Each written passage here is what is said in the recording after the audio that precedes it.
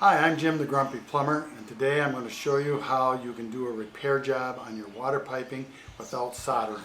Hi, my dad Jim has been a plumber for 48 years. He's a master plumber in Michigan and a C36 licensed plumbing contractor in California. He has saved my wife and I thousands of dollars. But you just gotta watch out, he gets a little bit grumpy when he's giving advice, so don't piss him off. SharkBite. It's the handiest little fitting that's came out. Now this is a SharkBite T. I just got it because it'll be a little larger to show you.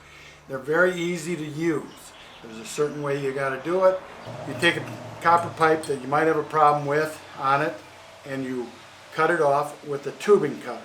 Then the next thing you do, you use this tool that you buy for about $15.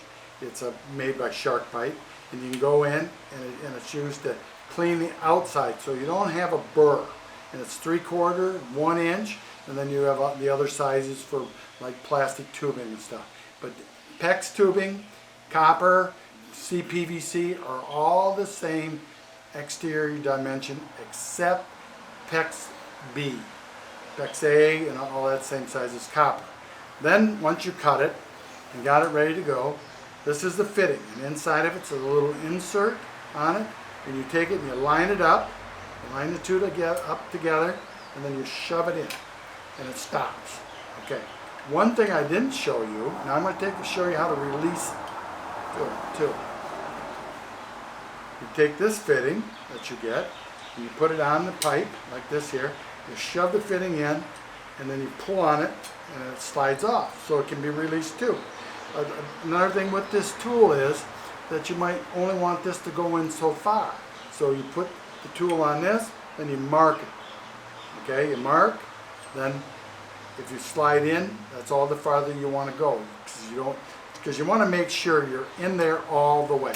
So when you do it, and it goes, and you can feel it click on it. So you've got your T. But they make these in all kinds of fittings. They make them in 90s, they make them in T's, they make them in couplings, so that you've got a cut and put it out of there, and an adapter, male adapter, female adapters.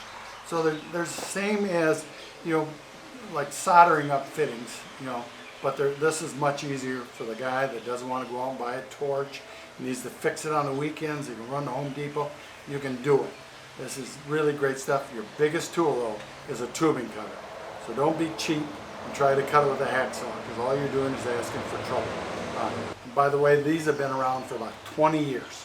And yet, I have never seen them leak, but everything will leak. I mean, a copper pipe will leak, but I have never ran into one leaking. I have used them in repairs, and especially like in attics, tight spaces. A drawback to this is, a lot of times, a plumber would come in, he'd cut it all out, solder it down, drain all the water piping down.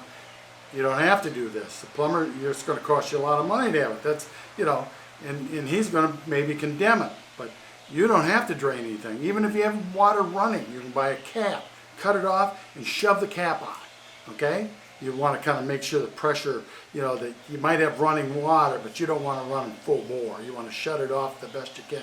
Then shove that cap on, then you're back working the cap.